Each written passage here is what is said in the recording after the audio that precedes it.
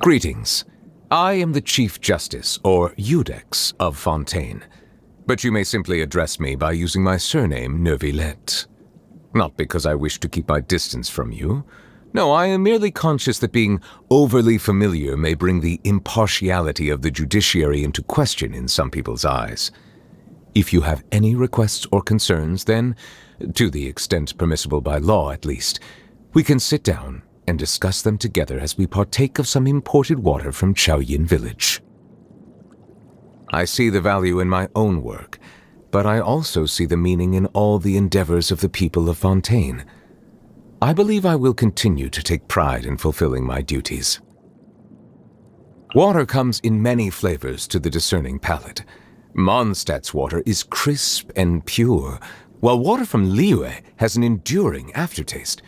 In Inazuma, the water possesses a depth of flavor unlike any other. Sumeru's water, meanwhile, has a rich and complex flavor profile, but it must be savored patiently to fully appreciate it. Melusines are beautiful creatures. They are the pride of Fontaine. Be sure to befriend them and cause them no harm. Ah, my apologies. This heavy rain must be quite an inconvenience for you. It's over. What's that saying again? Bolt from the blue? Yes, I believe that captures how it feels to me. Snow is in fact one of water's natural self-cleansing mechanisms. But human activity tends to reduce snow's purity, so do not consume it. I find that the beauty of bright sunlight is best appreciated from the indoors through a window. I cannot help but feel that you bringing me here is some sort of an assassination attempt. Good morning. I hope you have a wonderful day. Ah, it's past noon. You must be looking forward to your afternoon tea or coffee break. I certainly am. Good evening. I hope you have not encountered any unpleasantness today.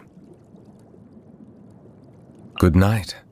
I am quite fond of the image of a perfectly still body of water, and it is on this note that I would like to wish you a peaceful, undisturbed sleep.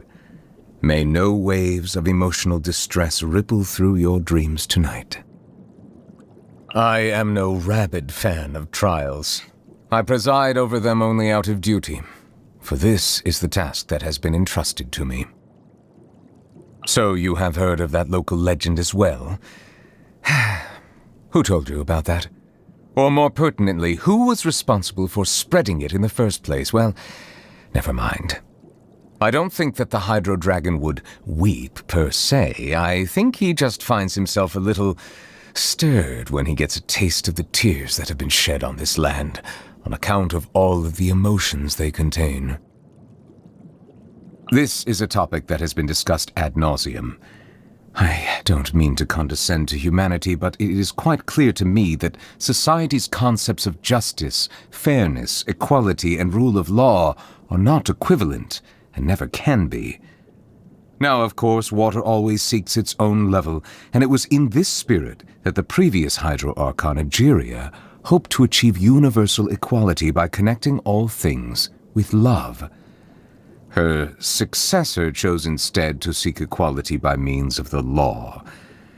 Ultimately, due to various external factors, this unfortunately manifested itself in the distorted form of trials for the sake of trials. Nevertheless, there are reasons for everything. I suppose I should refrain from criticizing her.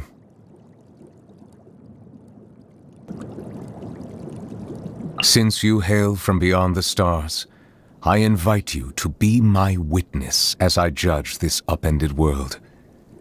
This realm dismantled was of the formidable Father himself, but what now reigns here is a cluster of filthy feathers. Though we live in a world of disarray, I shall undertake to restore all that has been broken. The time that I have spent living among the citizens of Fontaine and traveling with you has transformed my views. Even though before this I had pardoned the sins of humanity long ago, I can promise you that my future judgments will not cause any harm to the common folk. That being said, my grievances with the usurpers have yet to be settled. They owe a debt of blood that shall not be forgotten. I was once advised to wear a counterfeit vision so that I might more easily intervene during moments of crisis. To be quite frank, I was not enamored by this suggestion, nor the implication that one must only exercise the power that is rightfully theirs under false pretenses. With that said, however, I have developed a newfound appreciation for the value of human yearning and determination, having spent considerable time around vision-bearing humans. Excuse me? You're saying that even some members of the Seven don a counterfeit vision before mingling with their people? My apologies. I was just caught off guard by the absurdity of the situation. Fontaine does have some rather intriguing laws on its books. For instance, it is forbidden to release any flying objects during the first 3 days of each month. During the dry season, all bivalves that wash ashore belong to the Hydro Archon, while all other mollusks belong to the people. No domestic pets shall be named after Farina. Tomato ketchup is to be consumed in restaurants only as a condiment, never on its own. And finally, Melusines are to be addressed using she/her pronouns, never the impersonal it/its. That last one was my personal contribution.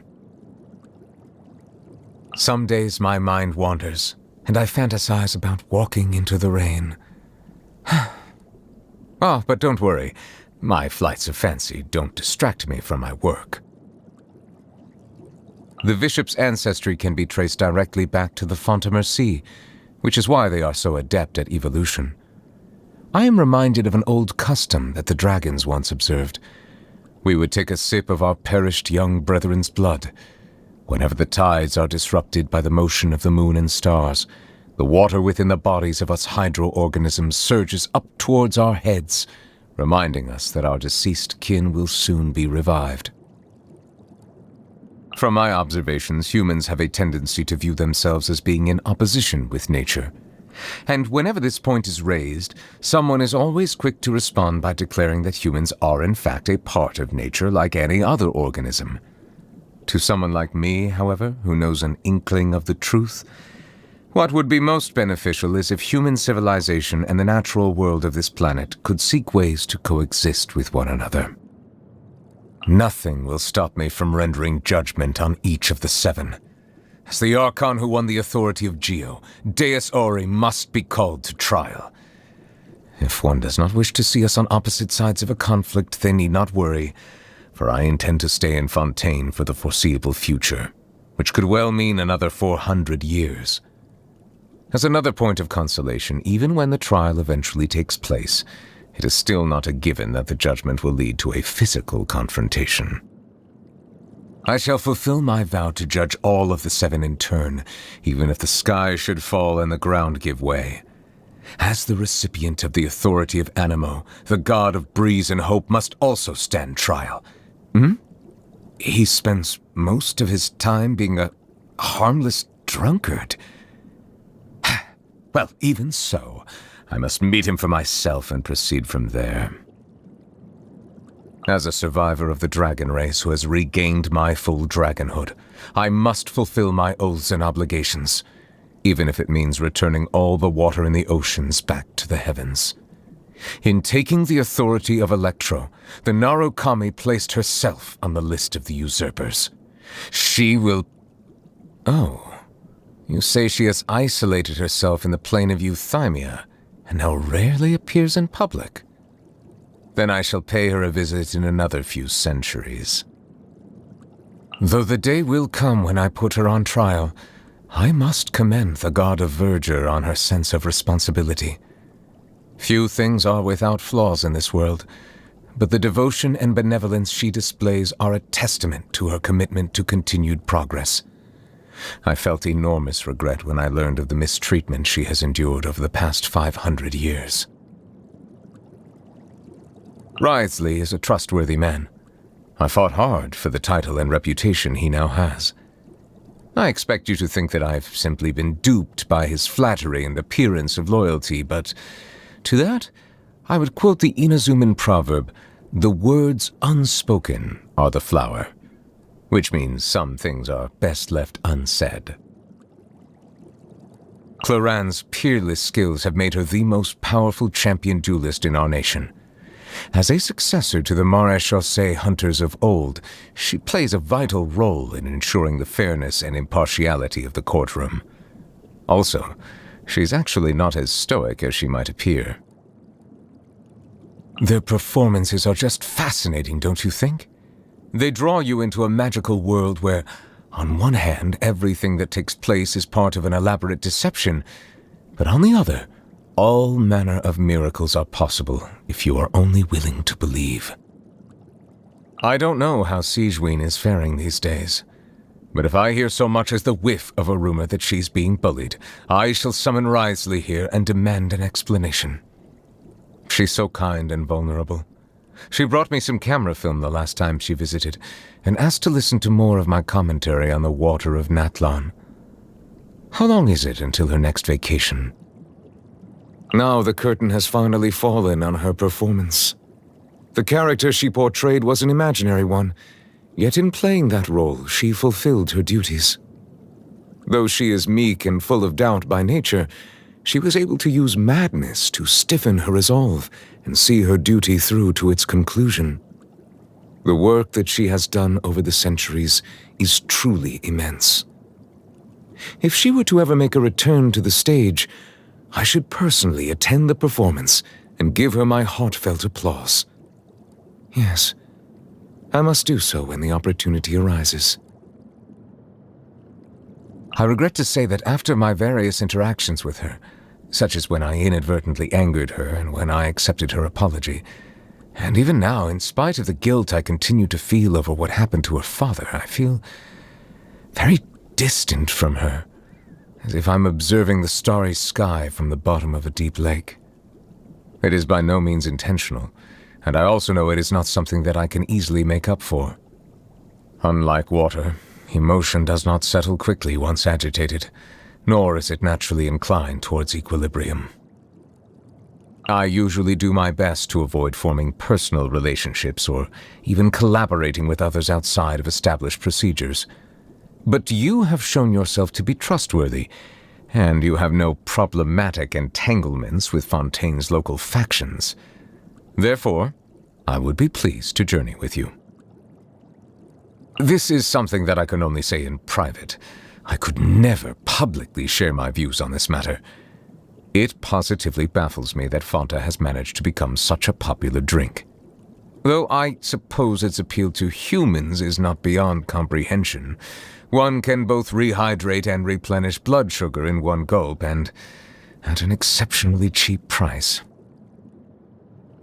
I went to see an opera recently. It was about a lady whose personal charm and manipulative schemes allowed her to continue to dominate the affairs of the grand mansion where she lived even after her death, like a ghost that refused to be exorcised. The acting was impeccable, and the story exceptional. It also reminded me of the current state of affairs in the real world.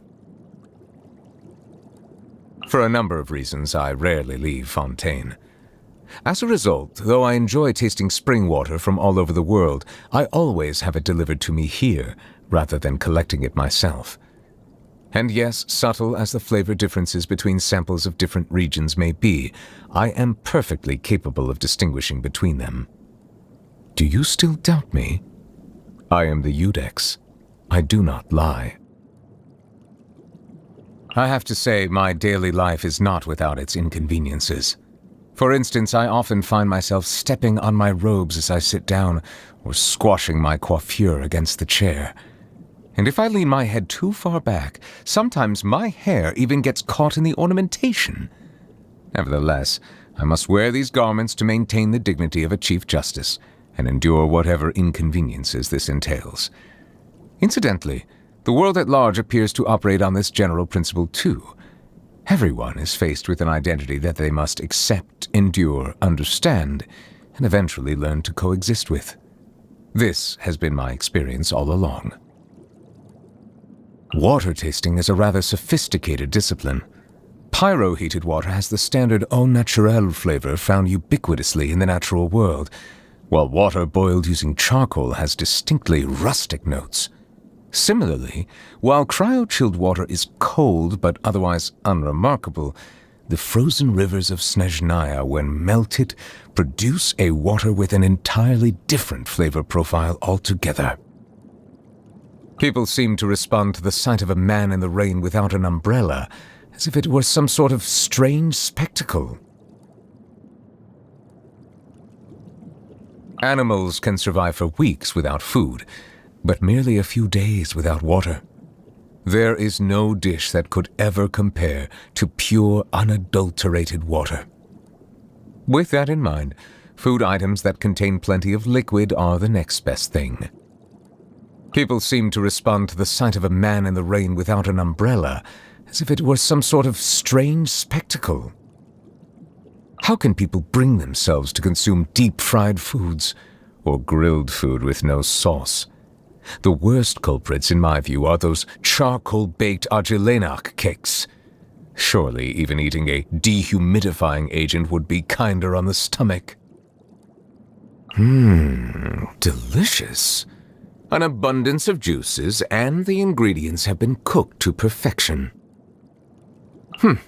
A fine effort indeed. My only advice would be to increase the liquid content and reduce the amount of fat. Too dry. A dish devoid of moisture has no way to convey the intentions of the chef. Ah, so it is your birthday. Happy birthday. I do not know if rain is in the forecast today, but let me see what I can do. I'm a little more familiar with you now. I can match your movements. Apparently, I'll have to show a little more of my true capabilities. I did not realize that you had such a penchant for getting into dangerous situations. So this is what you're truly capable of? And I shall have to get serious if I wish to catch up with you. Now that I have reclaimed one of the 7 authorities from the hands of the usurpers, I have regained my true form. I am now a fully fledged dragon, powerful enough to judge the rest of the gods. My final destiny is to judge the usurper king in the heavens above. But until that time comes, I will lend my power to you. Silence! Bow your head. Settle down. The tides beckon. Be sanctified. Let the mighty be humbled. Abandoned property belongs to whoever finds it first, so it's legally yours now. Is it what you wish to find?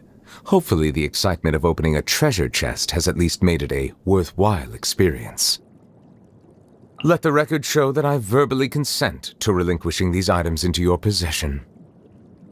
Be not perturbed. I am unscathed. The risk is growing, but it poses no threat to me. There's a tear in my robe. Allow me to intervene. Take a moment to rest. When the tide comes in, I shall return.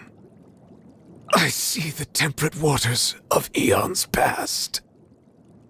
A silence fills the air. Justice is blindsided.